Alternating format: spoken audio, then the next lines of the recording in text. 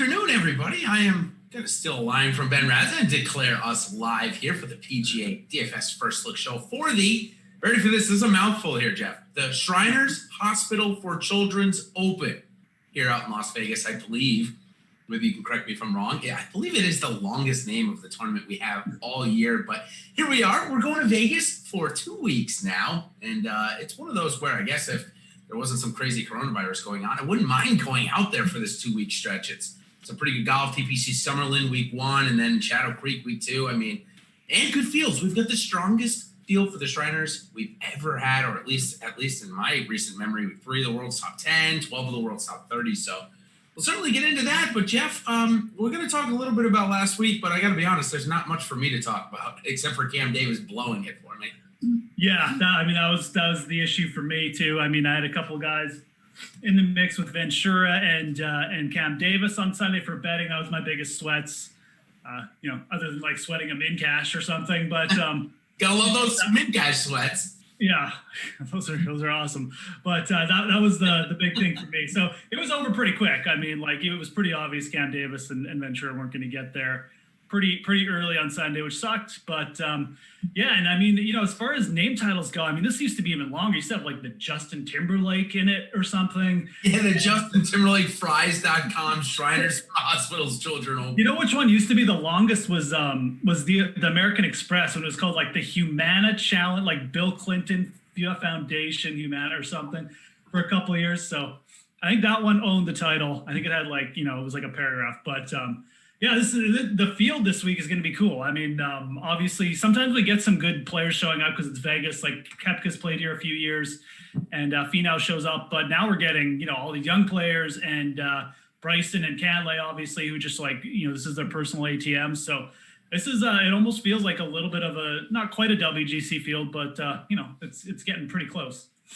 Yeah, it certainly is. And these. I like these type of tournaments where we do have maybe, 3 or 4 or 5 stars. I think that ownership ends up coming out a little bit better where last week we had Sung J.M. and Scotty Scheffler both over 20% last week, which, it just doesn't, we don't see stuff like that happen often. But I think it's a good segue to talk about our first little topic, eyes closed. And we were talking about putting just before coming on the show.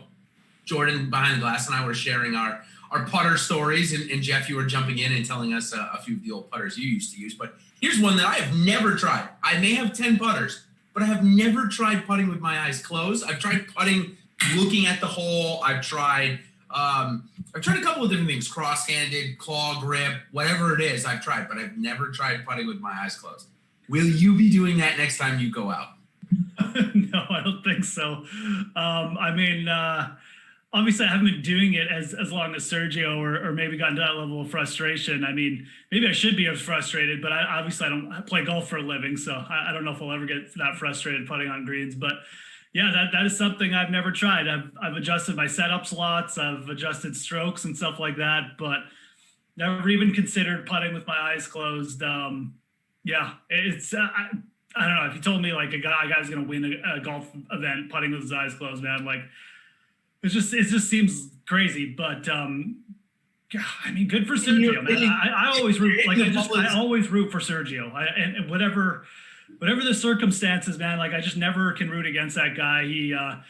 I know he does some dumb stuff, but he wears his emotions on his sleeve, which I appreciate. And I think deep down, he's a good dude who's just like I said on Twitter, man. He's just so talented. You love watching him strike the ball. He's one of those guys you can just watch hit his irons, and it's just like, oh my God, man, like I wish I could do that. So yeah, I'm happy for him. I hope he comes back and has a good end of the year. Yeah, for sure. I mean, it's fun. No lying about his ball striking. You could not avoid how good it had been. Yeah. And I guess it was no surprise. And he was asked about, the putting with his eyes closed pretty much all week.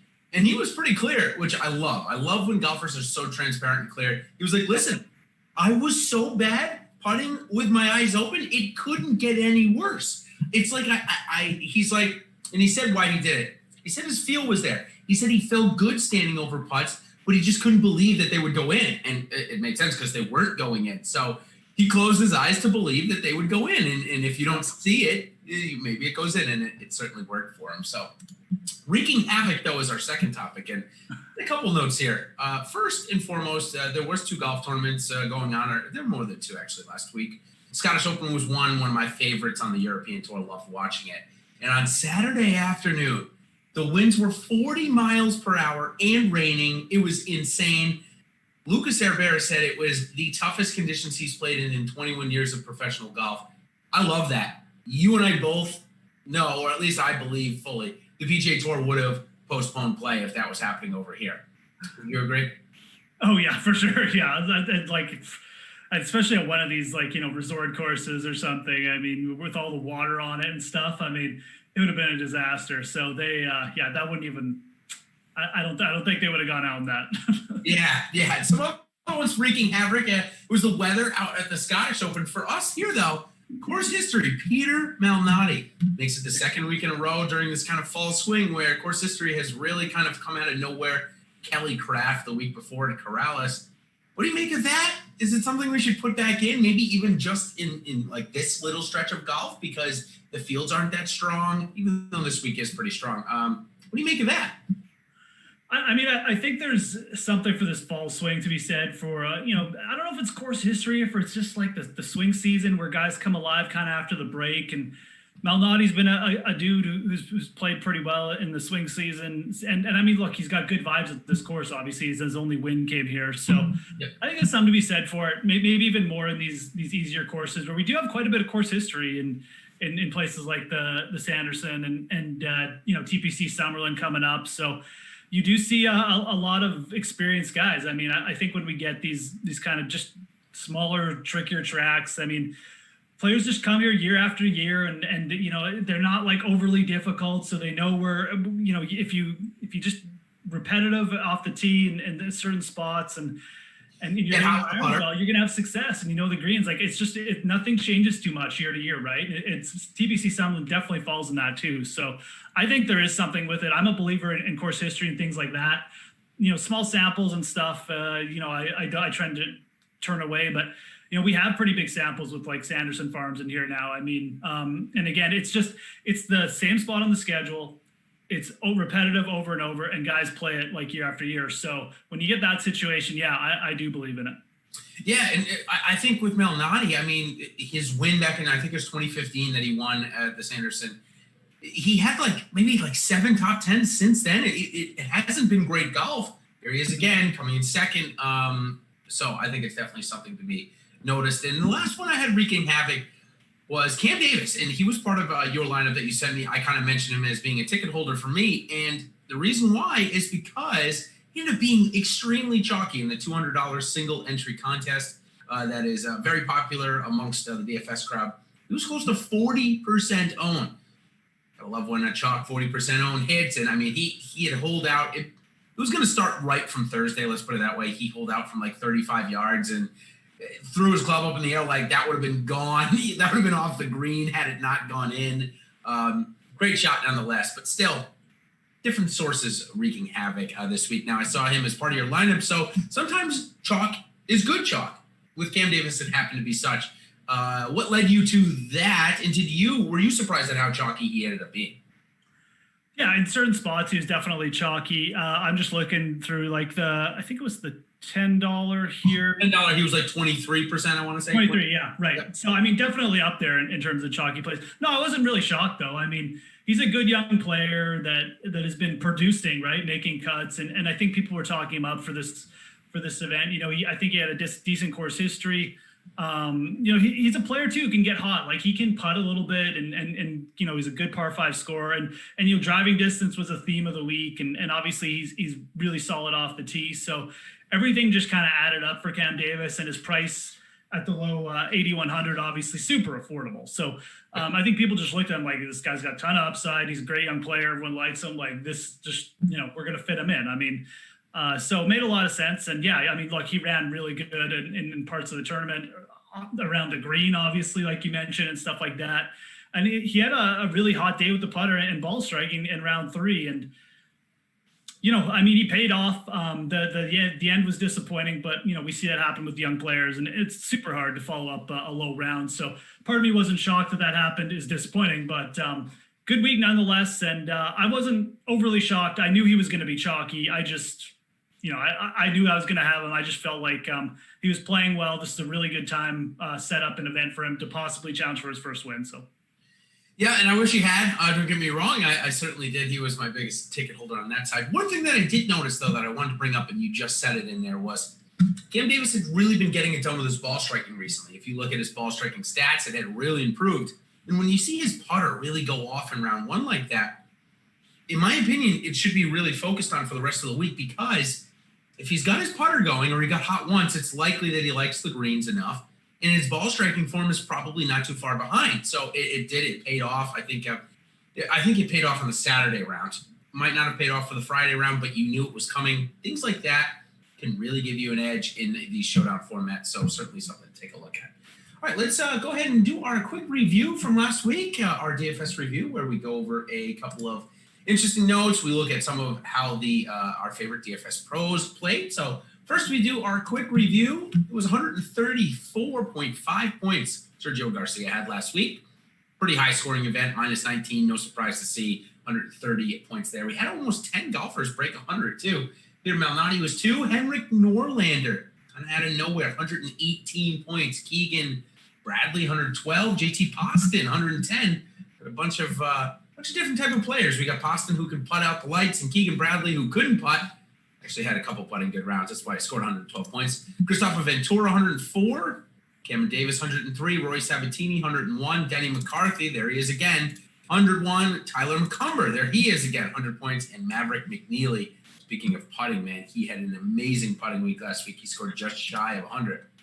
So I'm going to go over the ownership quickly.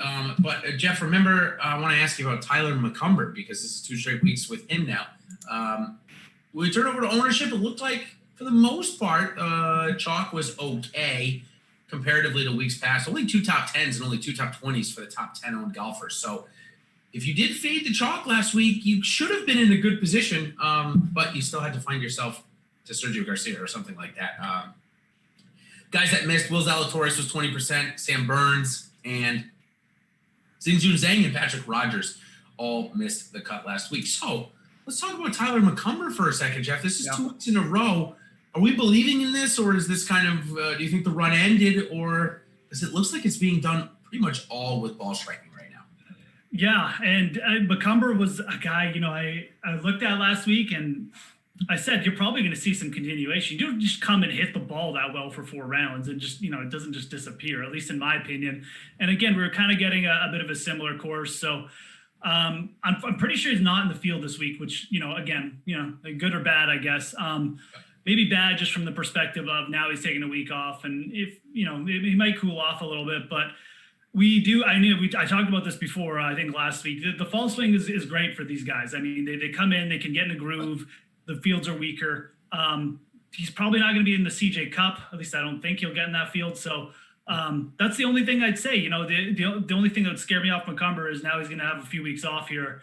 And, he doesn't quite have a history of being like this insane ball striker. So it's a little bit, maybe this was the week to just stay on him probably. And we'll see where he's at in the next start and if his price gets up. But it wouldn't shock me if he just continued this through the fall swing and like posted a couple more top 20s, even got in the top 10 another time. So that's my take on it. We see guys get hot in the ball strike in this swing all the time, and the weaker fields, and I think the slightly easier courses help out a lot.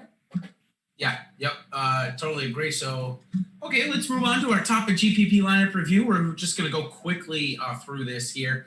Let me tell you something. I've said to you, Geoff, the last couple of weeks, it's really been a single entry type of stuff. Well, this week, not the case. The MMEers absolutely dominated the leaderboard. I think like 1 to 8 in the top 10. I think 8 of the top 10 guys all had 150 lineups. So tough beat for the single entry guys last week. This lineup, though, surprising that it took down $100K for me at $10. Now, if it was a $20, maybe I'd believe this. But the fact that Scotty Scheffler, who came in 37th and was the highest priced golfer on the board, ends up being in the top GPP lineup, crazy to me. 54% ownership, though, even with Scheffler. Went to Munoz, which that doesn't surprise me. Munoz had a couple of good rounds there, 20 birdies. Maverick McNeely, who we mentioned. Yeah. The way he really won it was Norlander and Malnati. Sergio Garcia, I'm not going to say an obvious play, but But the Norlander-Malnati pairing down there, Geoff, that won him 100K in my opinion. Yeah, no kidding. I mean, Malnati under 1.5%, Norlander under 2.5%. I mean, you kind of get the Malnati play. He made the cut last week. The course history too. At least he can say, it's the course Peter Malnati likes, and it's kind of like it's very sort of weighted towards good putter. Malnati's excellent putter. That's 1600 from those two guys on Sunday too. Yeah.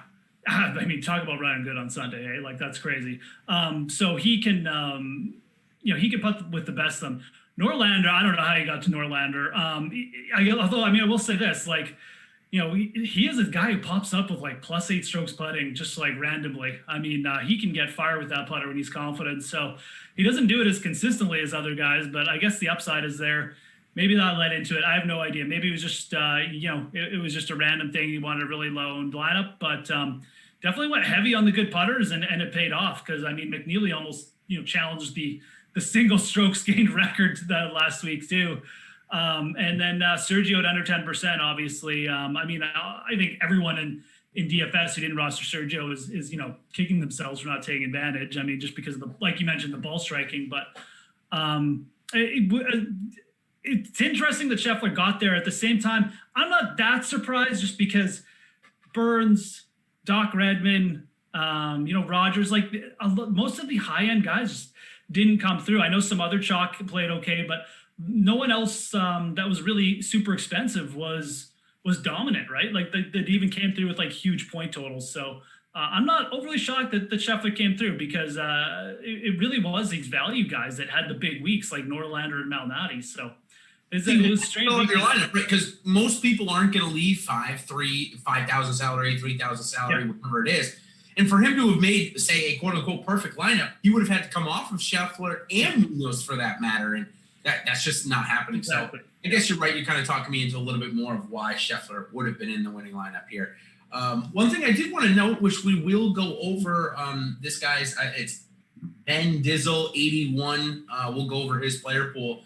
Only two of these golfers, Sergio Garcia and Scotty Scheffler, were in his top 10 owned. So must have gotten lucky with his settings or something like that in terms of how he ended up with this lineup. Maybe we'll find out who this M Dizzle is and ask him. But that's good segue into talking about how our favorite pros did last week. And we're going to start off with Alex Baker and myself. And we surmised to the Henrik Stenson trap last week. We saw the stats from Corrales. Everything looked pretty good. It's an iron-heavy week with, as long as you get around decent putting, you're going to have a good week. Well, Stenson didn't have a good putting week and missed the cut. So two of our top guys were gone. For myself, I had 4 other guys miss the cut in my top part. Byung-Hyun Ahn. I knew that Han and Sebastian Munoz were going to be low owned, Geoff. So I overweighted both of those. I got 2X on both, and Han was awful with the putter. Lost, I think it was 6 strokes, if I'm not mistaken, over 2 rounds. It's so bad right now. It's Sergio Garcia-esque, to be honest. Yeah, like he should literally start putting with his eyes closed next week. I mean, it wouldn't shock me if he did. I mean, seeing how Sergio just won the golf tournament, honestly, I wouldn't be surprised to see Ben On do something like that. Other guys, we both had Will Zalatoris up there at 18 or 17%, missed the cut. So not a great week for either of us. Now we'll go on quickly to Brick 75 and then Ben Dizzle. Brick 75, a decent week. Again, he's getting closer, 312th in the main one. That's up from about 370th. It's Scotty Scheffler is the top one guy. Other guys that he had up there, Keegan Bradley, he was high on. None of us could avoid Henrik Stenson, though. It seemed like Henrik Stenson was the play him over Sergio. Obviously, you need to flip-flop that. But let's talk about Men Dizzle, the one who won the 100K. Here's his breakout. Doc Redman at 30%. Scotty Scheffler at 28. Zalatoris at 25. Cam Davis, 24. Stenson, 22. Hadley, 21. Burns, 20. Glover, 17. So all 4 of those guys, I think, missed the cut. Richie Werenski, 17. Siwoo Kim, 17. Connors, 15. Garcia, 15. And Zach Johnson, 14. So as you can see, he really didn't do much better in terms of his top-owned guys than the rest of us. Had 91 golfers in his player pool. Honestly, this really reminds me, since we've been doing this for a good amount of time now, reminds me of a lot of how Alex builds it. Alex Awesemo Baker. This is a very similar strategy. Not more than 30% to the top guy. A ton of golfers used. Now we've seen kind of both strategies win, right? We've been following Justin McMahon, Human Cespedes. He kind of goes all in. This is the other way to get it done, Geoff. Yeah, it is it for sure. And, I think a couple interesting things. Obviously, he took advantage of, I think he, targeting a couple low-end players, higher priced players like Zach Johnson and Sergio Garcia, I like. And because you can double the ownership on them in your lineups without going crazy, right? Like hit 15% Garcia, but he's double the field. He had 14% Zach Johnson. I kind of assume he was double the field there. So, and when those are pretty quality golfers. So, you're giving yourself a bit better of a chance to hit like a low owned winner like that, which I like. Obviously you have to spread your player pool out a bit because you still want exposure to guys like Redmond and Scheffler, but it does make sense when maybe even just for that field, it made more sense, right? Because you had guys like Sergio and Zach Johnson up there whose prices were going to keep them low. And it's not like we had a ton of options. So, like for this week, I understand it. Absolutely. Like, I mean, because the only other thing you do is like, he could have gone 50% Sergio, but and I mean, in hindsight, sure, everyone would have gone 50% Sergio now or 100% Sergio, right? But that's obviously putting all your eggs in one basket and a way more higher variance strategy. So made sense from there. I mean, I definitely like getting exposure if you're doing like MME or doing like 100 lineups to the players who are priced up because they're going to get low ownership. I mean, that's the appeal of paying up for Sergio and Zach Johnson in these fields. So. Worked out this week. I mean, the Henrik Stenson thing, just, quickly. I mean, I fell into that trap too. And I agree with you on Ben On. I mean, he was like, Ben On could have easily been the Sergio Garcia this week where, you pay up for him. He's loaned and he puts his eyes closed. He puts with his eyes closed. It could have easily been the same thing. So I was on Ben On the same as you instead of Sergio and it just didn't work out. But that's the idea of paying up for guys like that in this field because you don't have to go crazy like he didn't. And it still helped. Sure did. So we'll move on to our lineup review of each of ours, kind of our single entry or one of our, our bigger lineups or more important lineups of the week. And we just saw Mike mention in chat about Norlander, his $1,800 price difference from Corrales to last week was kind of a tip off on playing him. A couple of other those guys, which my best play of the week, which honestly, it got me nothing. This lineup didn't cash. Was Christopher Ventura, and I played him for literally the exact same reason that they just mentioned. He was 9,000, and he went down to 7,200 in a similar type field. Ventura, like I said, he was maybe the only good play. I went to Sungjae Im. I thought Sungjae was going to win with his ball striking stats that he had been coming in with, and he just couldn't get the putter going. I had Doc Redman. I thought he was a good fit for those type of low-scoring events that, really relies on good ball striking. So and it didn't do that bad. Both of them with 75 points is okay.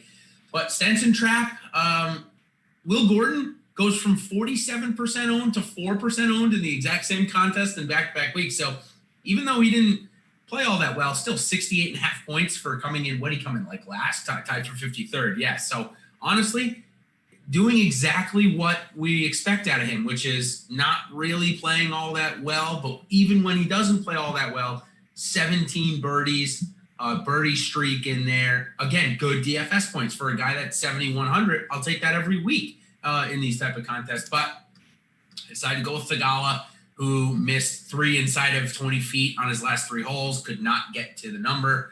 It ended up being 3, actually. So he needed 2, though. Sorry. The cut ended up being -3. I went to Thagala, and this is the problem in these fall swing events. I really believe in these young kids, and sometimes it can get me into trouble, no doubt, and it did here. And we'll bring up yours, Geoff, and then we'll kind of review both of ours at the same time. You had a similar build, went to one of the guys up top. You went to Scheffler, and Cam Davis, we already talked about you went to. You also find your way to Ventura. And Charles Schwartzel, he was pretty decent play, all intents, 76 points, even for a tied 30th. We went to Russell Knox and Lucas Glover. Both alone, both coming in pretty good form, though. Got to be pissed off at those miscuts because those get through, and you are looking pretty good. You almost put up 400 points with a 4 of 6, so you would have been in great shape. Yep. I kind of got death by instead of chasing the young guys. Obviously, I went with the more veterans. Like everyone was playing over like McCarthy in that 8K range, and I think obviously I knew a couple other players would be chalky for that one. So I wanted a bit of exposure to Glover because I knew people just would probably not play. He had really good course history here. He's a guy who comes alive kind of randomly in these fall swing events. So it was more of just I don't want to say it was shot in the dark, but more just a bet on his long term. And then Knox, I do not know what is going on with this guy, man. Like he played so well at the Safeway, and you just figure like it's Russell Knox, the former top 50 player in the world. He's found something. At the very least, I'm going to get like a top 25 here, and this is a great price, and he's still going to be low owned. And I just was like, yeah, I got to get a piece of him. So right back to his just he can't make a cut, can't make a putt. So definitely like the Schwartzel play, kind of like Sanjay. His ball striking was coming along. So no disappointment there. Obviously love the ownership. Wish I had just eaten the Denny McCarthy chalk. Obviously in this lineup, and then the Scheffler Cam Davis kind of duo, obviously chalky, but I really felt like, and I mean it did. I mean it was kind of the winning formula. It's just you had to build properly around it, right? Yeah, it was for sure the winning formula. So I didn't mind eating that chalk. It was just I couldn't land on the right veterans, the right blend of lower owned plays that I took. It's the same idea I had with Glover that Sergio. I mean. He could have been the dude to turn it around a little bit this week, but it was Sergio. And Ventura. I mean, just to go back to Ventura for a second. I mean, he was 2K less and also like half the ownership. So, which blows my mind. Like that. And I don't know, maybe Russell Knox is taking a page out of Grayson Murray's book and worrying about his NFL betting instead of worrying about his golfing. Who knows? But speaking of that, if you're caring about NFL, we've got a great giveaway for Monday night here coming up. All you got to do, go to the pin tweet on awesemo_.com. What you're going to do is you're going to tell me who's going to have more passing yards. Maddie, the Boston College Eagle, Ryan, or Aaron, help me out where he went to college, Rogers, California maybe? Yeah. Okay, so Colin Morikawa. So, okay, there's a Colin Morikawa connection there with Aaron Rodgers. All you got to do, tell us who's going to win or who's going to have more passing yards. And if you do, one random lucky winner is going to get a year's worth of Awesemo NFL. That is a really good deal for Monday Night Football. That's pretty darn good, got to be honest. So check that out. $250 value for that. So a great one coming out. We've got some fun ones coming out tonight, too. And, of course, we're going to have our NFL Live Before Lock coming out later to talk more about the two-game slate. $1 million on the line for a Monday? Jeez, DraftKings stock must be loving that. Anyways, let's move on now to this week. And we're going to Vegas. As we mentioned at the top of the show, we're going to Vegas for 2 weeks. This is Sin City Act 1, though. TPC Summerline, par 71 at 7,300 yards. We've got typically a -19, -20 winner. One year that Patrick Cantlay won was -9. The wind was brutal that week out in Vegas. So I would say if you're trying to project up points or something like that, I would pretty much throw that week out unless, of course, we see that the wind is going to be huge again. Weird here, we have bent grass greens, but Bermuda fairways and rough 2 inches, so pretty short, which we've seen last couple of weeks. Weird one about this one, we're out in Vegas, so a little bit higher elevation. Driving distance is the second longest on the PGA Tour. And driving accuracy is also 64%. So, Geoff, we've got them bombing it and hitting the fairway a good amount. That's going to mean greens and regulations pretty easy to hit, right? Exactly. And the other thing, I mean, these greens aren't overly complex. Like, they're not small like you get at Hilton Head or anything like that. They're pretty much average, maybe even above average in size. So bent grass, I think, generally plays a little probably slower than it did last week. Last week, the greens were really speedy from all accounts. So you should see high green and regulation percentages, and then it kind of comes down to who's hitting it close, who's sinking putts. So, as far as just the profile winners, like you said, we do see guys bombing it off the tee and guys gaining insane strokes off the tee. And it's helped guys like Bryson and Cantlay here a lot. They just always get themselves in position here. It feels like because they're so big off the tee, I feel like, but it's not the be all end all, as Kevin Na has proven twice here. You can putt insane here. I mean, you convert your birdie opportunities, man. I mean, Kevin obviously like broke the strokes gained putting record here, I think, last year. And other guys have kind of taken that formula too. Ben Martin won here, I think, in a similar vein. Trying to think, there's probably been another shorter hitter. But, again, like Rod Pampling won here, going nuts with his approaches. The year Bryson won here, Bryson barely gained strokes putting here the year he won. So it's either, you get hot with your irons and just go, so you're hitting it, basically just pinning at every hole, or you're just converting so much that, you're just, putting the field to shame with your putters. So it's definitely like a second shot course. A lot of guys will gain strokes off the tee here, but I do feel like this is an advantage in the sense that those guys are going to have such good opportunities for birdie on basically every hole because it's at altitude. Bryson probably hitting at 450 yards or something. So, I mean, yeah, honestly, I wouldn't be surprised to see him pop one over 400 this week in Vegas in the desert. 74% greens in regulation. So it goes to what you said on average. If the average is 74% and Kevin Na is hitting 85% of the greens, he can lose strokes tee to green and still win the golf tournament because he's hitting every green and his putting was insane. And that's what he did last year. He lost strokes tee to green. He ended up gaining on his approach, though. He gained pretty handily on his approach. So as it goes to what you were saying, it's kind of two ways to get it done. You're either going to hit every green and make a tremendous amount of putts, or you're going to hit the ball so well off the tee that you're going to have so many birdie opportunities. And I think that's how, by my research, that's how Cantlay got it done. That's how DeChambeau got it done. That's how Rod Pampling, I think, even got it done. Like you said, he was hot with his irons that week. So definitely two ways to get it done here. I like the course, no doubt about it. So let's go on a little more about the Shriners Opening. Mentioned at the top, it's a strong field. 12 of the top 30 are here. So we're going to get a bunch of price differentials, which we'll go over in our DFS preview, of course. But 12 of the top 30, Bryson DeChambeau obviously leading the field. He's at 11,800. That's got to make his odds to win here pretty low. I'm seeing, what are you seeing, like 6 or 7 to 1 in most places. What do you make about, first off, it being the strongest? I guess COVID has some benefits to professional golf in this regard. We're getting really strong fields because there's nothing else for these golfers to do. They just want to play golf. So what do you make of that? Yeah, it does feel like that, doesn't it? Where it's like, well, might as well go play in the golf tournament this week.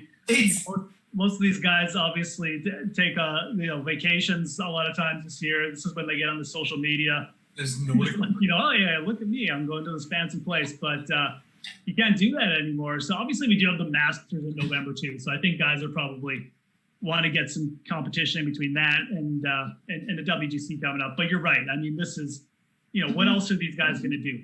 Especially the young players, right? So I'm not shocked to see that this field is up there. It's actually funny when the field first came out. You spot a few players. You're like, oh yeah, Hideki's here. Okay, Scheffler's back in it, and then you keep going down. And it's just like the players keep popping out. You're like, oh, Ricky's here. Oh, Matthew Wolff is here. It's like, holy cow, man! Like we got like 20 elite players here. So really interesting. I think it's a really interesting field. I think it's there's still some mid-tier guys who could pop up this week. It's obviously strong at the top, but you got Bryson coming in. Bryson is the type of guy who wouldn't have a major hangover because he's so obsessive about golf. But, you still might get that with him.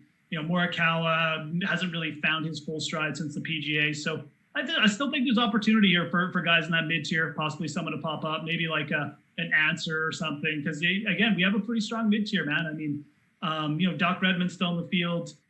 Got guys who've been playing a bit better. I mean, Sam Burns coming in off a missed cut now. Who knows what he'll do, but he's still been playing well. So really interesting field. Looking forward to this one. This will be a step up.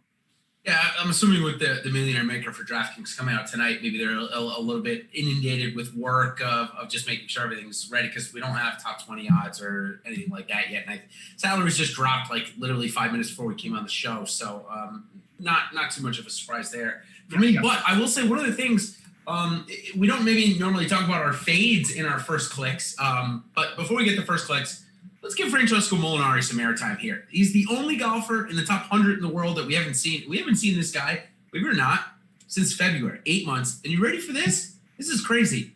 In golf tournaments that featured a cut last year, Francesco Molinari made 0 of them. The only paycheck he made was from the WGC Mexico. Now, granted, I don't think Francesco Molinari has to worry about paychecks. He's a major champion, for goodness sake. But it is a crazy stat that he didn't make any cuts last year. Yeah, I saw the chat throw out. I thought they were referring to I went to the dentist this morning, first of all. So I haven't, I did some research before, but again, this is another name I missed. I thought they were saying he was in the Euro event. So he's actually in the Shriners. So this is like breaking news for me. $700. It's just crazy. So yeah, man. I mean, give me some Francesco here. I might throw him in a lineup or two. I mean, that's super interesting. Molinari's a very kind of like a little bit of Bryson in him, right? Like very obsessive about his swing and golf and just how he approaches it. So he's taken some time off. I think he'll be a guy who figures it back out again and get competitive. But that'll be interesting, man. It's just another wrinkle to this tournament, which is shaping up already got a lot of wrinkles up top. Yeah, for sure. It's shaping up to be a lot of fun. So I just wanted to bring that up about Molinari. He's a good talking point for some time. Yeah. So, all right, now we can go to first clicks. And what I wanted to bring up was something that shocked me. And I just picked out one name that I saw at double the odds. But if I had told you a year ago that Joaquin Niemann would be double the odds to win a golf tournament than Harris English, would you have even come close to believing me? Because that's where we are. Harris English is 30 or 35 to 1 to win this week, and Joaquin Niemann is 70. And I'm not saying I like either of them. This is just a bit shocking to me. I'm just not ready for Harris English to win a golf tournament at 30 to 1 odds. Yeah, it's I'm a guy who believed in Harris English was going to have a good season. Like at the start of last year, I mean, I'm like on record in places saying like I thought Harris English was going to bounce back.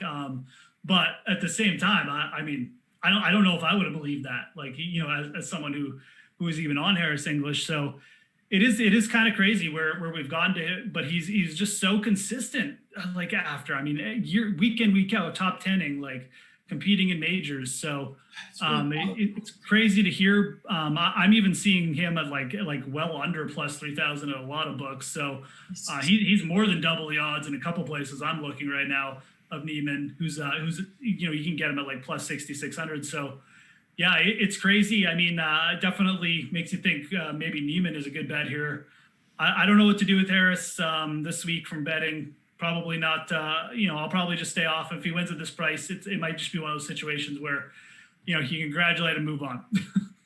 Yeah, I'm sorry. I don't think. Let's put it this way: if Patrick Cantlay goes down with a back injury and has to be out for a year again, then maybe I would be willing to bet Patrick Cantlay or bet Harris English at 30 to 1 over Cantlay 19 to 1. Maybe if Cantlay goes out for a year due to another back surgery. There's just no chance that I'm going to put any of my money. I just listen. This is where maybe I get myself into trouble not believing that these golfers are as good as they are. Ben and I talk a lot about how we went through that with Jason Kokrak last year. Kokrak just went on an insane run. He played well at Valspar. He played well at a bunch of other courses. Or maybe it wasn't COVID year, the year before, I should say. And I just couldn't believe that the stats I was seeing were sustainable because I hadn't seen it for the previous 4 or 5 years of doing this. Now I know, again, Harris English when he came out of college, he had all the accolades. He was supposed to be a really good golfer. And I think that's maybe what I'm struggling with is because he hadn't been a good golfer for so long. He was playing out of sponsors exemption categories. Like this guy was begging for starts. And I don't mean he was actually on his hands and knees, but he really was. Now, obviously, he doesn't have to worry about that being 30 to 1 favorite here. Some other guys, let's go over our first clicks. And like I said, there's no top 20 odds. So this is where I like to gravitate to the first time. But one of my first clicks on the week, not going to lie, 20 to 1. I feel like with, just maybe Bryson above him, Patrick Cantlay at 20 to 1 is actually not half that bad. We haven't seen winning form out of him, Geoff, and you and I. We admittedly chased him a couple of weeks. Yep. Is he now? Granted, the course history here is elite. It's his best course. Who knows, exactly why? But certainly since he's come back on the PGA Tour from all those injuries, Shriners Hospital TPC Summerlin has been a cash cow for him. Yeah, it's been nuts for him. You're right. Like insane for him. I mean, three starts here and like runner up win. I mean, I don't know what else, like how he possibly could do better than that. I mean, he could easily had 2 wins already. So obviously just feels comfortable in the altitude, in the setting, whatever. I agree on the price, man. Like I agree. I'm actually surprised. I'm surprised Webb's in front of him. I know Webb Simpson's played better than him, but like generally when we see guys with that kind of crazy course history, like Hideki at Phoenix, The odds makers don't mess. Get them at this price. I mean, Cantlay's still a really elite player. He's still pretty popular. So I can't say that I dislike that. I will say, okay, let's put it this way. Among the top 6 players, that is who I would bet. If you're going Morikawa, Finau, Matsuyama, Cantlay, Simpson, DeChambeau, I agree. Like that is probably where I would have ended up. My first click though was a guy just after that in Matthew Wolff at plus 2,500, and again, it feels insane. People probably got Wolff at like 66 or 80 to 1 at the U.S. Open, and exactly that. Yeah. And they're like, oh man, plus 2,500. Dude, like you're going to be begging for plus 2,500 on Matthew Wolff in a couple of years. Like just absolutely out of your mind to get that number on him at some point. So I think this is more than fair. Played here last year, just destroyed it off the tee. Didn't even hit his irons well and finished top 20. And we've seen guys like Bryson and Patrick Cantlay kill it here, give themselves so many birdie opportunities that they basically have to putt terribly not to get inside the top 5. So I think Wolff is a great course for Wolff. It's wide open off the tee. He can smash it. His other win at 3M Open, I think, is actually a pretty good comparison. We saw Bryson do well there too. I like this price for him, man. That was my first click. I was automatic. I was just like, I wanted to see where Matthew Wolff was at. And this is fine. I thought we might get him as like the 4th or 5th favorite. So that was my first click of the week. Yeah, it's a great talking point, actually. And I think that these odds are longer because Bryson's 7-1, right? I think that if Bryson wasn't 7-1, let's say he was more 11-1 and not playing as good as he was, Cantlay would be 14, Wolff would be under 20. But because Bryson's 7-1, that's where we are. So Wolff against DeChambeau has come up quite a bit. And I think possibly in specific events, we're going to be talking about that even more so in the next 5 years. These guys have similar type games. Obviously, Wolff has always been about power. Through his growing up, he's always been able to hit the ball far. Bryson wasn't overly long, and obviously now is the longest player in the world, possibly, and definitely on the PGA Tour. Maybe not in the full world. The long drive contest, I would love to see him compete because I think he would win it. And he's one of the best PGA Tour players out there too. So it obviously is a raw combination. But it's a tough one for me because if DeChambeau is going to go out and win all these, we have to hope for the top 5 payouts to cover our win bets on Cantlay and Wolff. So is there any other way you'd handle that? Would you possibly go to, say, a Bryson versus Wolff or Cantlay heads up for the tournament long and bet on Bryson? Or at 7-1, are you just going to hope that he doesn't putt well this week? I'm basically just going to hope that he doesn't pop up this week. I think that's fine at 7-1. Like I said, Bryson is the type of guy who, I could just see him just continuing to steamroll for a bit. But at the same time, I mean, like you search back over his history, and I mean, there was a reason like his odds had popped up prior to the U.S. Open, right? I mean, his ball striking was all over the place. So I just want to shoot myself for not having more money on that. No, I know. I thought about it last night. Join the club. Like, I mean, I was, we were like, I get to the PGA. You're like, I'm not betting Bryson at 14 to 1. Then you get him to double, and you're like, what do you do? Like, why didn't I do that? Anyways, but he had come in with like losing strokes in his approaches. So he's been inconsistent in that regard, I guess is what I'm saying. Consistency off the tee. I think he's going to give himself a ton of looks this week, but I don't think there's any guarantee that he just pops up with like, going insane around the greens and approach again. So I'm okay fading it. Like I said, I have more confidence that Wolff is going to show some continuation here than Bryson necessarily. And look, even if Bryson takes a step back, like I said, I'm not saying he's going to just be like T30. I think he'll be in it, but I could see this being the spot where Wolff kind of gets one up on him, or Cantlay, right? If Cantlay is able to turn it around. So I'm not as worried about it, maybe as I should be, but that's just kind of the chance you take when there's the good and the bad, right? Like you said, you're not getting Cantlay and Wolff at these prices if Bryson isn't here, but you have the added risk that if Bryson really does show up, you're probably not going to win. So this is not going to happen, right? Now, I think I compare this to the Rocket Mortgage, right? When DeChambeau, I think, was 5-1 to win, if I'm not mistaken. And he had Wolf in the field as well, except he didn't have Morikawa and Simpson. Actually, he did have Simpson. He didn't have Morikawa and Cantlay, which I think make a difference, and that's probably why he is 7-1 instead of 5-1. So as the week goes on, I'm really going to hope we get a bad putting day from Bryson either Thursday or Friday, and maybe he slips back to double digits with maybe Cantlay or Morikawa or Wolf get off to a hot start. I think I would hedge my Cantlay and Wolf bets. Yeah, that's a good way to play it. Yep. I agree.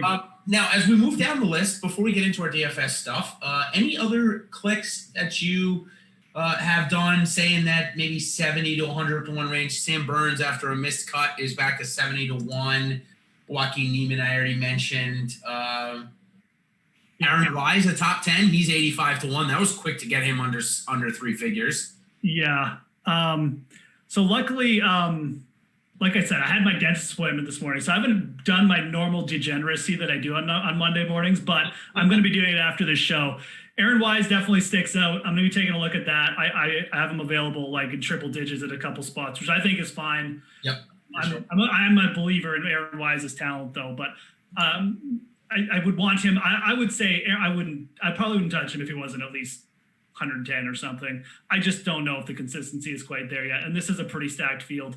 I think Redmond and Burns are both interesting at their bigger prices. I definitely, believer in the talent in those guys, especially Burns. You might even just wait till the end of the week in Burns. Maybe we'll get to 100 or something. Yep. But I'm a believer that this is a good event for both of those guys.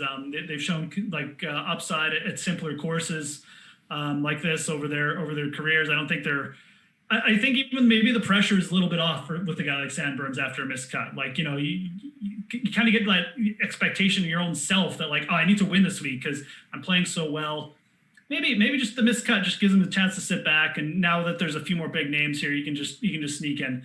Definitely capable of getting hot enough with the putter. The one other guy I did bet this morning was Henley, but that was because one of the books put him out at like 80 to 1. Mm-hmm. And like immediately after he's been cut to like 50, 40 to 1. So that was just like a pricing mistake I took advantage of. Quite happy that I did because, tee to green approach stats and just setup wise, everything grades out really nicely for him.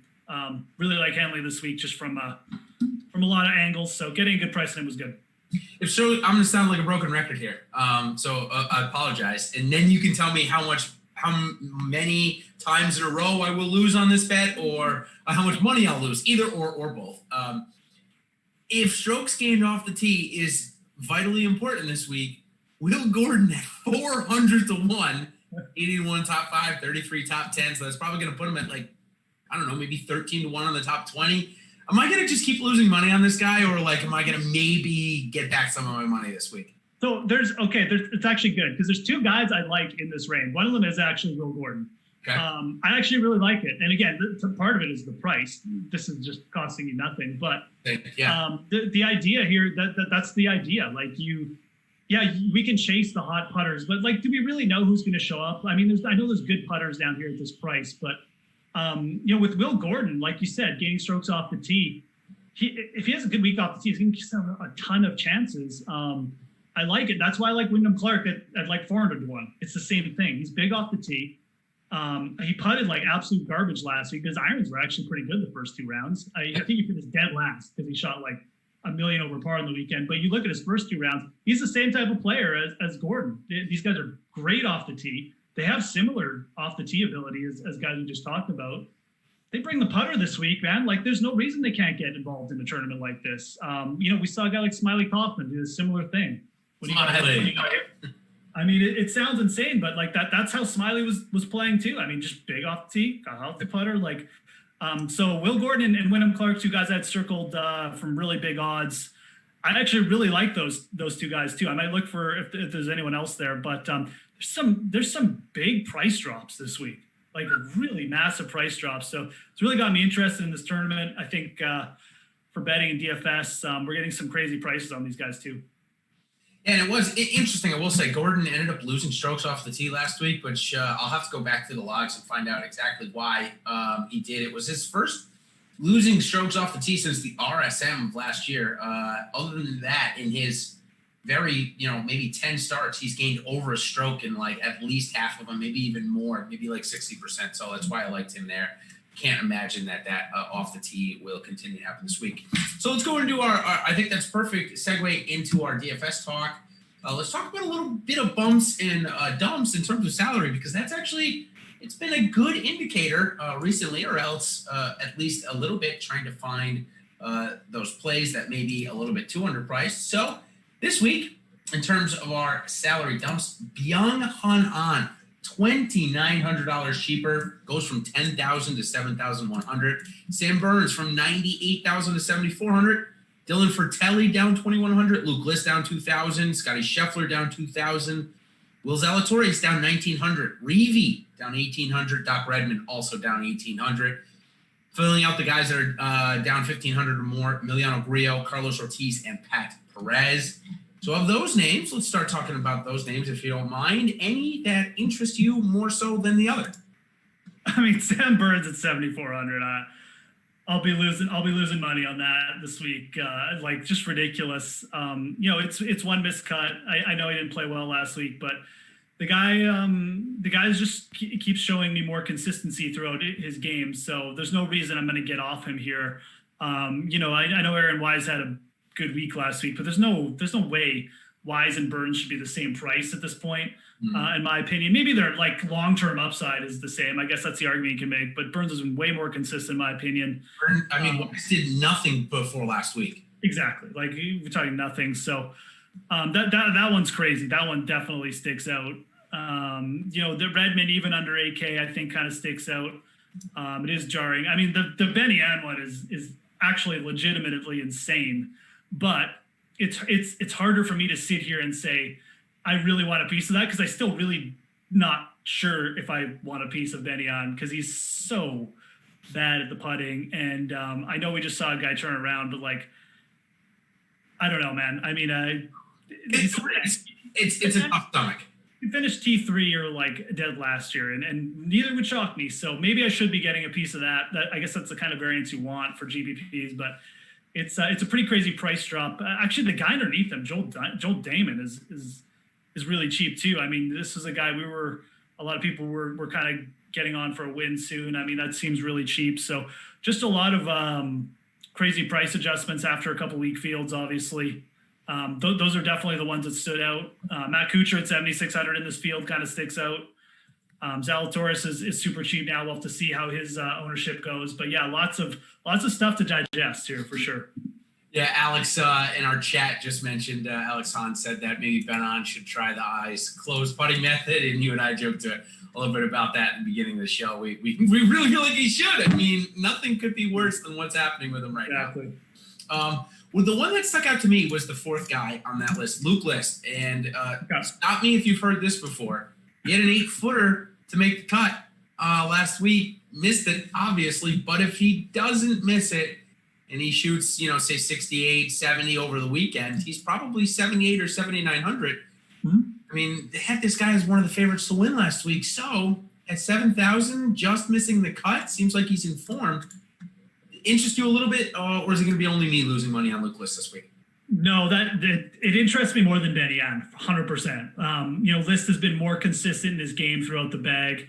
And yeah, they're probably pretty close to equally as bad putters, but List has shown that ability to kind of elevate a little bit more, in my opinion, at least for a consistent basis. It's probably not going to happen but he has shown the ability to go from they just put together decent stretches with the club. So I'm much more interested. I think he's just playing more consistent throughout the bag, and I think there's more confidence there right now. So again, that's just me looking at stats, watching these guys a little bit. So it's a little bit of just subjective, my opinion as well. But he interests me way more at that price than Benny Ann this week. Before we talk about the top end guys, I got to be honest a little bit. I mean, it's not a bad offering for Shriners, but given the field strength, given that Bryson's definitely the most talked about golfer in the world right now, are you a little, say, dissatisfied with the offerings from DraftKings this week? I really expected and think that they could have been bigger. Yeah, it's a little bit annoying. I agree. It definitely could have been bigger. I think they increased a couple size a little bit. I think they bumped the $10 from 300 up to 400. 100, yeah. So it's a little bit bigger, but that look, like these things would have failed. I mean, so I wish I really wish, and look, obviously I love DraftKings. It's my favorite site, and you know, it's not like this is a massive deal, but I really wish they would more just commit to like doing the consistency with the big golf tournaments and not dip down so much. I think they'd get a little bit more loyalty from everyone around. And again, in this environment too, I mean, look, like hockey just ended. You know, basketball's all basically just down to showdown format. So why not just try it out for a week? And this would have been the perfect one to bump it up and see what they could have gotten. But it is what it is. There's at least there's still some pretty good top heavy contests which for GPPs, which we kind of like. So we'll see. Hopefully it gets bumped up next week, you know, with the really elite field. So yeah, if not, Tiger will be back for the Zozo. And right, Tiger doesn't move the needle. I forgot. That's just a joke. Obviously, Tiger does move the needle, but back when DK Golf maybe wasn't as popular as it is now, there was a joke running around about somebody that said Tiger doesn't move the needle, but he certainly does. All right, so let's talk about a little bit about the golfers up top. When I gave out my salary guesses on my opening tee podcast, I had Bryson at 11.8, so not bad there, but I actually had Cantlay above Simpson, and I actually had Morikawa well above Matsuyama and Finau. So of the top 6 golfers, was the biggest surprise that Morikawa is the cheapest, or did something else surprise you? Yeah, Finau definitely looks a little overpriced to me. That kind of surprised me that he was above Matsuyama and Morikawa, at least by that amount, right? Like if they had all been within 100, it wouldn't have jumped out as much, but that surprised me. And I probably would have put Cantlay above. Like I would have had Cantlay. I would have the same. I would have maybe not even switched Simpson and Cantlay, but like a $600 difference with Webb being more expensive seems weird. Like if you'd said like Cantlay at 10.6 and Webb at like 10.5, that I would have been like, yeah, that sounds pretty close. But I don't think there should be that big a difference between them. And I would have thought Cantlay would have been the more expensive one. So it could lead to definitely more ownership there. Obviously, Cantlay's form is, you know, we'll see how much people take that into consideration. I mean, he did make the cut at the U.S. Open. It's not like he's been terrible. It's but certainly not the Cantlay we're used to. So. No, it's not. And Morikawa also coming off a miscut at the U.S. Open, but he really didn't have anything going in round 1 and had actually really nice round in round 2 going, and had a late blunder that ended up pushing him outside of the cut. But I actually thought if he could have gotten through at 6 over, he could have made a run into that top 20. He really had it going on Friday. It was sad to see Morikawa miss the cut because I really wanted to see him, you know, come from behind in a major and see what he can do. Because obviously we're going to be watching Morikawa and Wolf and Hovland for that matter in majors for the next 20 plus years. And I wanted to see what these guys can do kind of from behind the ball. I want to see if, you know, they can have the Tiger / Jack Nicklaus type of results where, you know, even if they're not playing their best, they still find a way to top 10. While on the betting side, that doesn't really help us much. It certainly would on the DraftKings side. So I was pretty pissed to see Morikawa not make it through. I really wanted to watch that. Yeah. We talked a little bit out top. Scotty Scheffler, Sung J M. You and I both mentioned that the $900, or I think it was $900. Yep, it was way too high of a difference for them. Now they're $100 difference this week in that mid-9 range, exactly where I think they should be. Do you have a lean either of those guys, or are you going to just go down to the guy that just won last week, Sergio Garcia? Yeah, Scheffler is interesting here. I mean, obviously he kind of played a little bit better after that opening first round. I'm probably lean towards him though. I mean, when he gets that consistent ball striking back, you're kind of just like one decent putting week away from a top 10, a top 5. I mean, he's so consistent in that regard. So I think for now I would lean Sanjay with this is something obviously that may come down to ownership as well. But I think with this range being so stacked this week, I can't see either of these guys being uber chalk. We'll have to see how it works out though. But I would lean Sanjay M. I will be starting most of my lineups with Matthew Wolff. I'm not going to lie, but pairing them with like a Sanjay M is definitely going to be something I do too. So.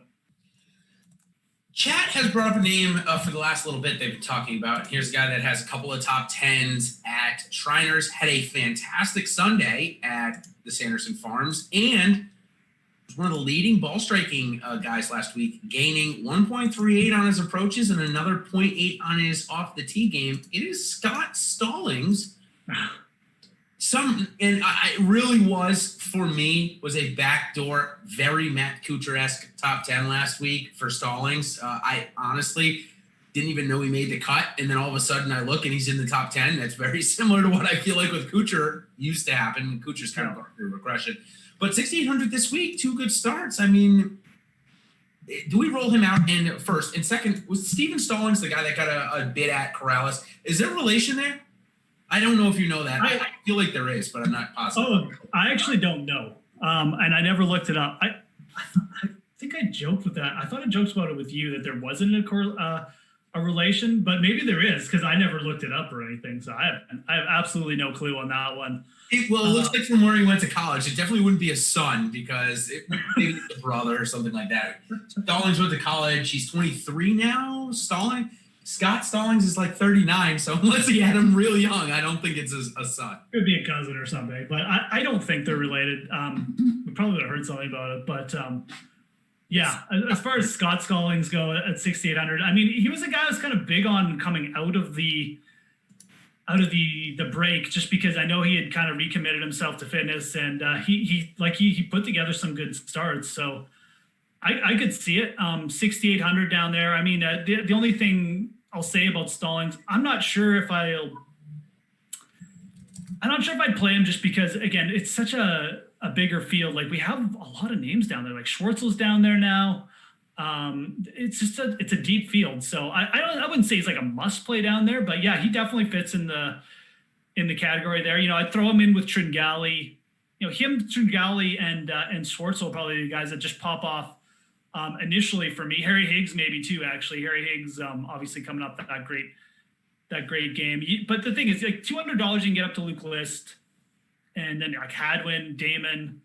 You know, it just doesn't cost you very much to get up a little bit more. So I guess that's why I say Stallings not really, like, he's okay in that range, but he doesn't stand out to me as like a must play value. But yeah, I can see it.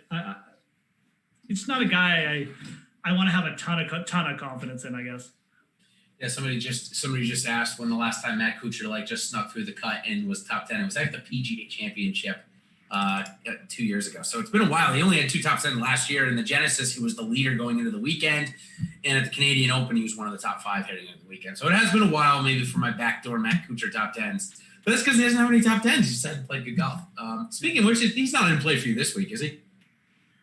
I don't think so. I'll just wait until, you know, he puts together like a couple top 20s in a row, and then you can try and take advantage. I'm not. This would be a good course for him to do it. I mean, like I said, simple. He's still putting really well. He could have one of those like 10-stroke putting weeks, but probably not. Not with like Champ down there. And again, the field's just so deep. Like Sam Burns, there's just too many other guys to tempt me, quite frankly, to play, like, you know, old Matt Kuchar. I'm going to call him old now. 7,600 for Matt Kuchar is not bad. I would love it in the major. I would, if I see it in the Masters in a month and a half or so. I think that'd be a great time, and it's a great time to bring up the fact that we are in the fall swing here. So maybe it is what we'd consider a little bit of the off season or preseason, so to speak. But the fact that we have a major coming up in a month, we're going to have 2 awesome fields the next 2 weeks after this one, which we have a good field as well. So if you're not already an Awesemo Plus member, it's a great time to join. You want to try us out for the week, just $8.95. And for that, you're going to get all of my premium stuff, all of Alex's premium stuff, the Top Golfers tool, and so much more. If you want to join us for the month, which is going to take us all the way up through Masters coverage. So the Masters, you won't actually have the in-tournament stuff, but you'll have the pre-tournament stuff. $29.99 for the month. And then, like I said, some great golf coming up. After that, yeah, maybe there is a little bit of a break. We've only got 2 or 3 tournaments after the major, after the Masters, before we do our turnaround, where at the first of the year, the Tournament of Champions, it's the first week in January. We'll be straight through again until right now. So very, very little time off in golf's what they call a super season. So, Geoff, parting words. We've got a great field this week. Not going to lie, I'm actually excited. I'll actually watch much more golf than I have the past 2 weeks. I'll probably watch more golf combined this week than I have the last 2. I'm not going to lie to you. Final thoughts. Does Bryson just continue his streak and win again, or are we going to get Matt Wolff to finally beat him? I think Wolf is going to come through. I think this is a really good setup for Matt Wolf. So that is my call. At the same time, I'm not ready to just sit here and say like, oh, Bryson is just not going to show up, because I think me saying that is just like, would just be guessing that some kind of hangover is going to happen. He's been so consistent at this event, but I am going to say Matt Wolf does show up, and I think he's going to win. So. Yeah, I love the field. I love Colin Morikawa and Matt Wolf at 96 and 9,800 this week. Young guys. Morikawa lives out in Vegas now, so just want to give that out there. I'm never, ever going to fade Patrick Cantlay at TPC Shriners. He's showed us and everything. So a really good top end. I love when we have that. It typically means we're going to have a really good golf week. So we've got a ton of content, of course, coming out. The PGA DFS Strategy Show with Ben Razza and Timothy Frank tomorrow, midday, 2:30. They're going to break down the field and break down a little bit more ownership talk as well. Give us some 24 more hours. And, of course, if you can't do that one, we've got Ben Razza and I, 8:30 Wednesday night. We're going to break it all down and see if there's any wind or anything like that that'll affect the course. So thanks all for coming. On your way out, if you could hit the like button, of course, so we can make sure we keep the lights on and make sure I keep giving you those 400-1 William Gordon takes. If you want those, make sure we give a few likes on the way out. But until next time, everybody, thank you for coming by the PGA DFS First Look Show. For the Ready for This mouthful, Shriners for Hospitals, Children. No, Shriners Hospital for Children's Open. There we go. And all right, everybody, we will see you. Close enough. Yeah, close enough, right? Thanks, everybody, for joining. See you soon.